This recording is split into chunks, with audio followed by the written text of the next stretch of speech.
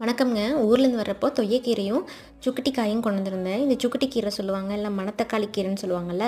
அதில காய்க்கிற காய் தாங்க இது. இத வச்சு ஒரு புளிக்குழம்பு பண்ணியிருந்தேன். அது எப்படி பண்ணுறதுன்னு பார்க்கலாம் வாங்க.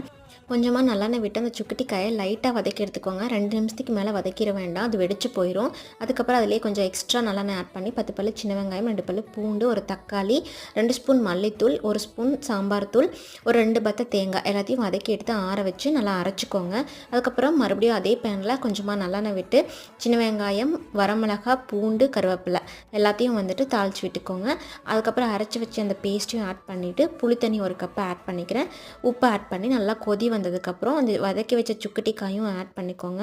ஃபைனலாக கொதி வந்து குழம்பு திக்கானதும் ஒரு கட்டி வெல்லம் மட்டும் ஆட் பண்ணிக்கிறேன். அந்த புளிப்பு வந்துட்டு அப்போ தான் அது வந்துட்டு பேலன்ஸ் பண்ணி வரும். அதுக்காக இந்த மாதிரி ஃப்ரெஷ்ஷான சுக்குட்டிக்காய் கிடைக்கலனா சுக்குட்டிக்காய் வத்தல்னா சுண்டக்காய் வத்தல் இருக்குல்ல, அதை வச்சு கூட நீங்கள் இதை ட்ரை பண்ணலாம்.